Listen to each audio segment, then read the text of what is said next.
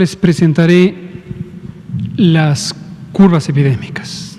Hace unos días alguien preguntaba cuántas curvas hay. Retomo sobre esto, hay tantas como se necesite. Nosotros habitualmente estamos trabajando un grupo de curvas epidémicas, son 56, que le hemos pedido a los colegas de los institutos de matemáticas con los que hemos estado trabajando, los centros públicos de investigación y el Instituto de Matemáticas de la UNAM, que coordina la doctora María Elena Álvarez Builla esta respuesta de apoyo hacia las políticas públicas, y cada semana nos entregan un paquete de actualizaciones de la predicción. Este es el grupo que le llamamos el grupo AMA, que ya fue presentado por la doctora Álvarez Builla. Hay otro grupo que también está haciendo otros modelos complementarios. No hoy, pero en su momento ya comentaremos sobre los distintos abordajes metodológicos de la modelación matemática y las posibilidades y limitaciones que puede tener cada modelo. Y por esa razón utilizamos un conjunto de modelos. Aquí presentamos solo uno, que es este que hace el grupo AMA, dos investigadores del grupo del CIMAT, el Centro de Investigación en Matemáticas, Centro Público CONACYT, y un colega del Instituto de Matemáticas de la UNAM. Y este grupo AMA nos hacen el modelo que ustedes han visto habitualmente. Pero hay otros modelos, en otros casos, insisto, no lo detallaré hoy, hay modelos que son más útiles para las predicciones del periodo posterior a que se llega al punto máximo, y en su momento hablaremos de eso.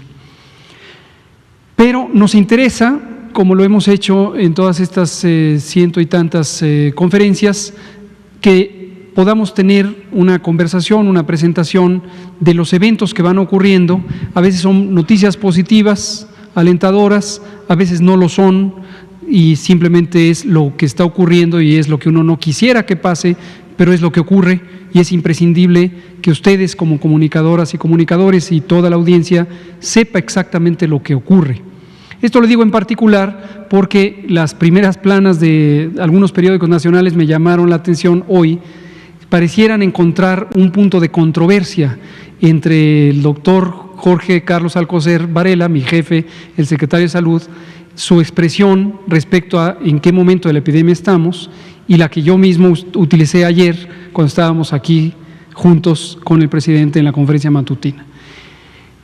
A veces puede pasar que alguien destaca más un aspecto que otro, y es interesante porque en la comunicación social ya le toca al comunicador, comunicadora, o al editor, editora de los diarios lo que quiere encontrar interesante. Nos parece respetable toda manera de expresarlo. Pero aquí lo que les puedo decir desde el punto de vista técnico es: no hay contradicción alguna, porque estos son claros oscuros. Hay aspectos positivos, como lo veremos en estas curvas, hay aspectos que son retadores, hay aspectos que, como lo hemos señalado también en algunos casos, requieren una atención particular.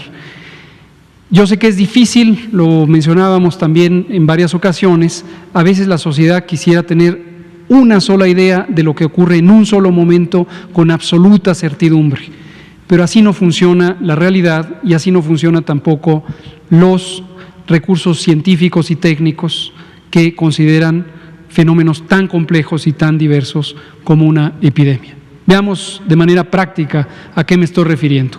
Esta es la curva del Valle de México. Aquí está Valle de México a la fecha 8 de junio, hace un par de días, cuando hicimos esta actualización del informe. Ya saben ustedes que esto se interpreta de la siguiente manera: tenemos una curva epidémica. Vean ustedes cómo la curva además tiene ciertas fluctuaciones o variaciones, no siempre es una montaña perfecta, y la línea negra sólida representa una predicción al 50%. Esto ya lo habíamos comentado previamente. La línea punteada arriba es una predicción al 90% y la línea punteada abajo es una predicción al 10%. La manera de interpretarla es: si cortáramos una rebanada de esta curva, que creo que todos podemos ver la analogía con una montaña, si le hiciéramos una rebanada, encontraríamos esas curvas, si nos posicionamos en la curva de hasta arriba, la punteada, querría decir que hay 90% de probabilidad de que se llegue hasta ese punto con los casos de ese día, y basado en la información del momento en que se hizo la predicción. Si nos posicionamos en la curva sólida, es 50% de probabilidad de que los casos lleguen hasta ese punto. Si nos posicionamos en la de abajo, es 10% de probabilidad de que llegue hasta ese punto. Y es una predicción, no es una garantía de que esto va a ocurrir, es una predicción. De modo que en el carril que separa a las curvas 90 y a la curva 10, hay 80% de probabilidad de que por ahí esté el número de casos. Y la curva epidémica, como toda curva epidémica, tiene en el eje horizontal las fechas y en el eje vertical el evento de interés, en este caso los casos nuevos de COVID confirmados. Dejamos como referencia siempre las dos más recientes actualizaciones de la misma predicción. En color azul está la predicción actualizada del 28 de mayo y en color naranja la predicción actualizada al 21 de mayo. Finalmente, aquí marcamos la fecha vigente cuando se hizo la actualización de los datos, y los datos están representados en estas columnas rojas. Bueno, ya quedó el marco de referencia, nos vamos de manera expedita con las curvas de varios estados, varias ciudades. Este es el Valle de México, esto incluye la Ciudad de México y los municipios conurbados que son parte del Estado de México. ¿Por qué? Por razones naturales, se comporta en términos demográficos, en términos económicos y en términos consecuentemente epidemiológicos como una sola entidad, aunque en términos político-administrativos sean dos estados libres y soberanos. Y vean ustedes cómo recordarles que el punto, que aquí está el 7 de mayo, recordarles que esta 7 de mayo, habíamos dicho entre el 6 y el 8 de mayo llegaremos al punto acme, al punto máximo. Cosa que ocurrió en su momento, si revisan curvas, esta misma curva en fechas pasadas, habíamos tenido eso. ¿Qué estamos viendo? Que la predicción, desde luego, quedó rebasada porque hay persistencia. Llevamos ya cerca de 17, 18 días en donde se ha estancado el descenso de la curva. No tiene un patrón ascendente, esto no debe distraernos, estas espigas que salen periódicamente, que suelen ser retrasos en el proceso de notificación. Hemos comentado muchas veces que los fines de semana hay menor eficiencia de la notificación, razones múltiples, incluida la ausencia de personal, y se actualizan en lunes y martes generalmente. Pero ya no está teniendo un patrón descendente como en su momento lo tuvo, aunque había rebasado un poco la curva de predicción, y está teniendo una meseta. Esto hoy es particularmente importante porque precisamente ante esta realidad es que el programa que hoy nos presentará la doctora Oliva López Arellano, secretaria de Salud de la Ciudad de México, tiene una relevancia extrema. Es, desde nuestro punto de vista, lo podemos decir a priori, una de las respuestas más integrales y más oportunas que hemos visto por parte de una entidad federativa ante una realidad epidémica. La siguiente. Y en cada uno de estos casos vamos a ver tres curvas: la de casos nuevos identificados en la comunidad, es la primera; la segunda, hospitalizaciones en camas generales; y la tercera, hospitalizaciones en terapia intensiva. Esta es la de hospitalizaciones, vean que varía un poco. La representación para hospitalizaciones no son hospitalizaciones nuevas, por favor tomen muy en cuenta ese dato para que no se malinterprete. No quiere decir que este es el número de nuevas hospitalizaciones en ese día, o en este día, o en este día. Es el número de personas que en ese día estarán en el hospital. Algunos son nuevos de ese día y otros son los que ya llevaban varios días. En promedio, la hospitalización en cama general se lleva 7 días y la hospitalización en terapia intensiva en este momento se está llevando hasta 23 días, con una importante variación, y hay quien lleva más de 2 meses hospitalizada u hospitalizado.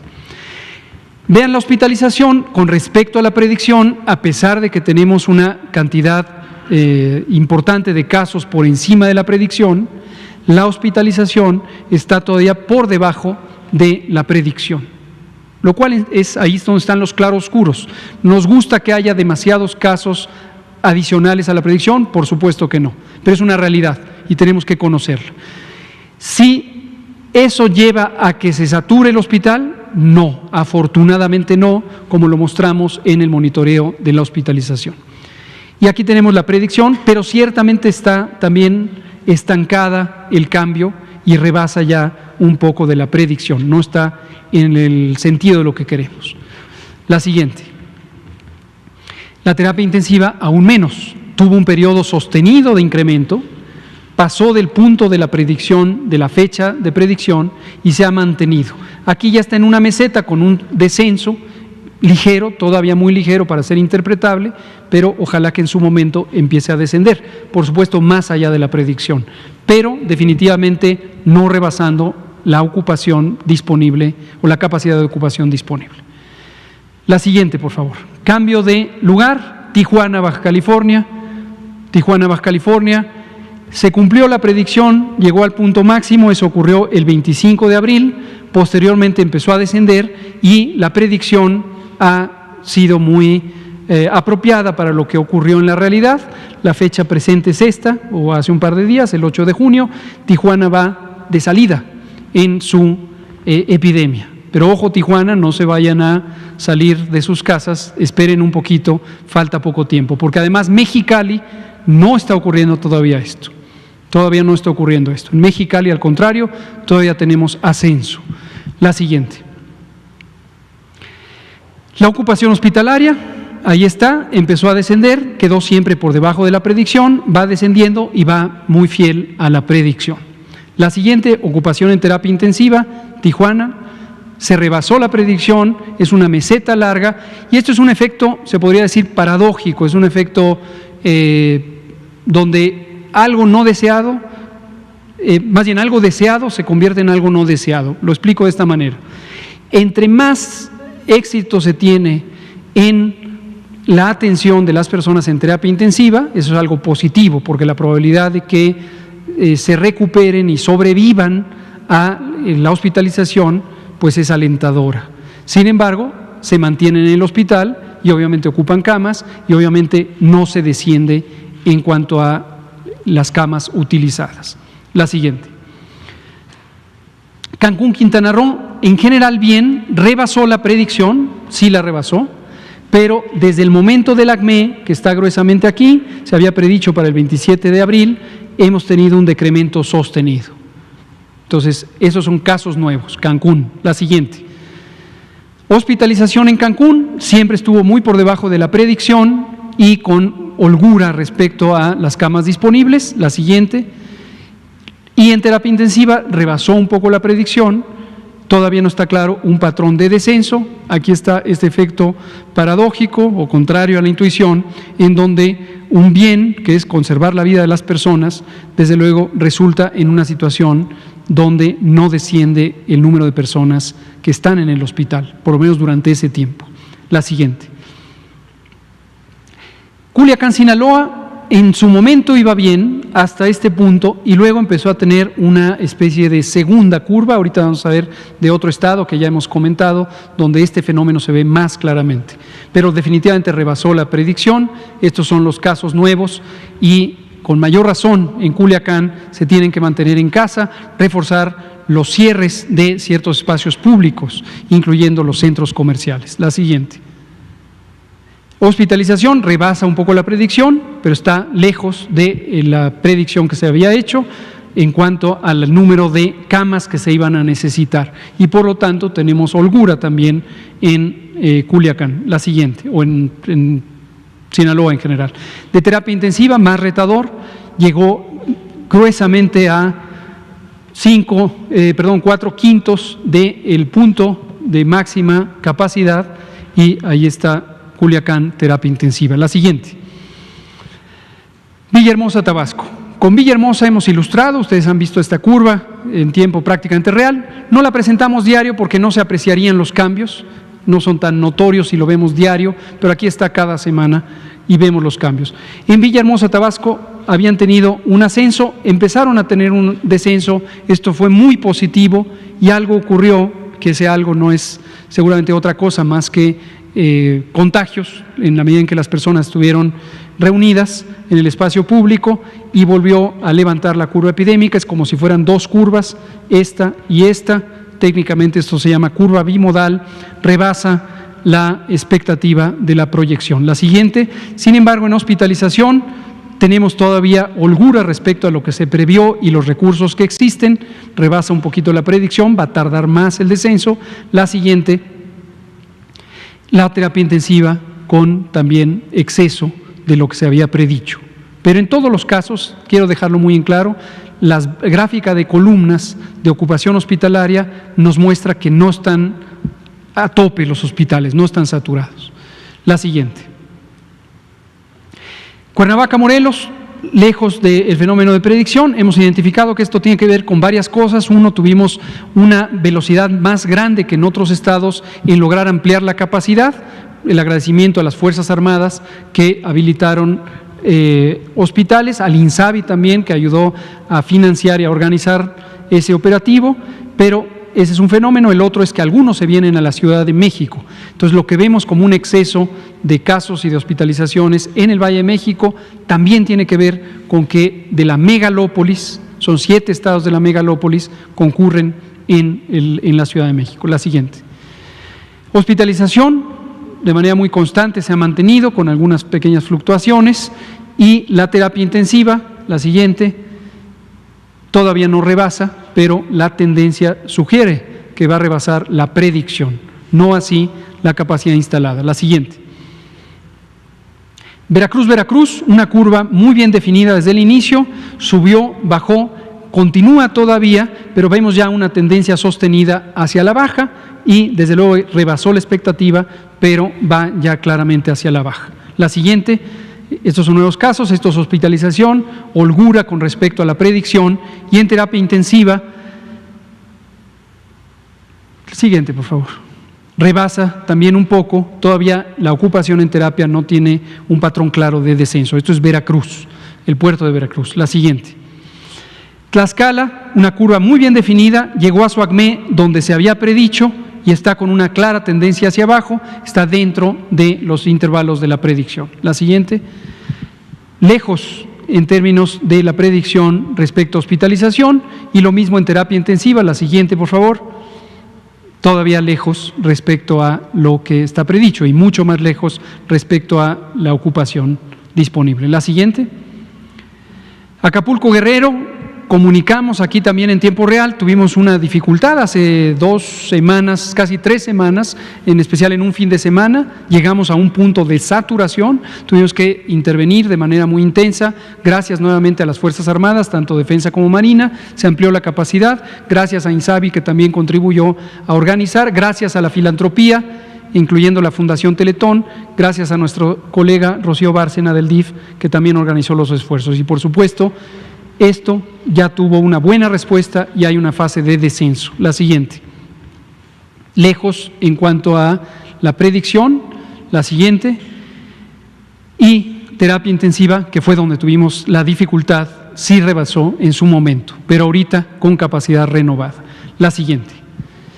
Oaxaca, al inicio tenía una curva muy difusa, muy generalizada, que tenía que ver con un estado muy disperso geográficamente, con un sistema de salud muy concentrado en la capital, y sin embargo ya después ha cobrado forma, hay un descenso ya muy claramente identificable. La siguiente. Le llamamos descenso identificable, es un poco arbitrario, cuando por más de 2 semanas después del momento acmé ya se ve un patrón sostenido de descenso, pero quiero dejar muy en claro, no es garantía de ninguna manera, en ningún caso es garantía de que va a seguir la trayectoria.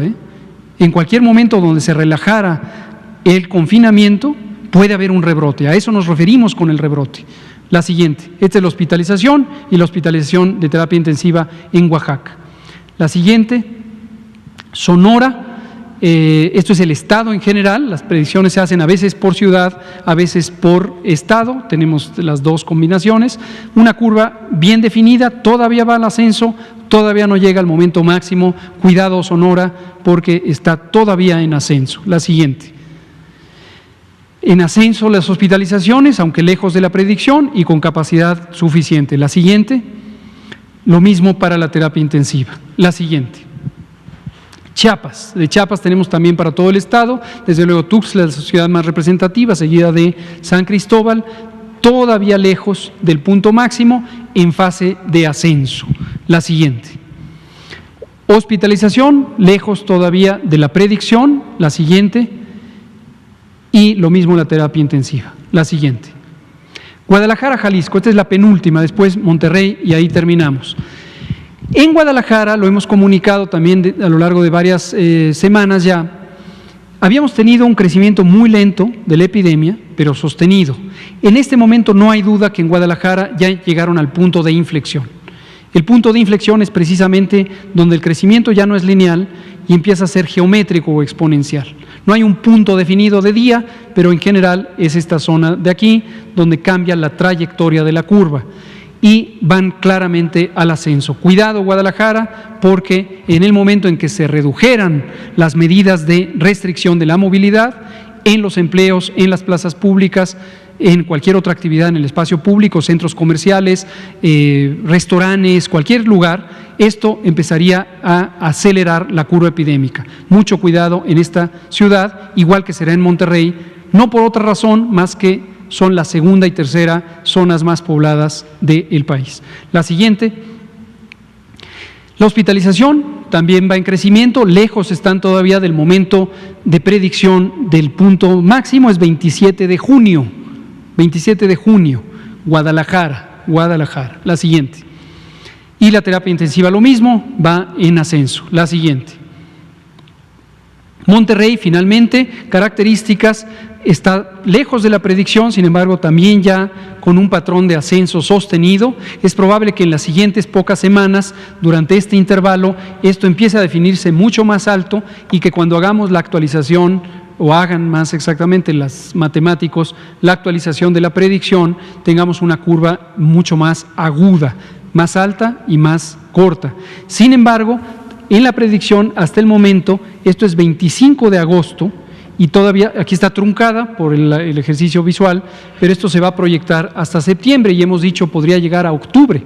Por eso dijimos Monterrey puede ser la última de las epidemias en las urbes. Cuidado Monterrey, porque en el momento en que redujeran la restricción de movilidad en sitios públicos, sitios de congregación de cualquier naturaleza, incluidos los empleos formales, sobre todo aquellas empresas que son de alta densidad, de alta cantidad de personas trabajando, esto podría contribuir a disparar la curva epidémica. Me parece que son las últimas. Hospitalización en Monterrey, en camas generales, y hospitalización en terapia intensiva en Monterrey, Nuevo León. Son todas.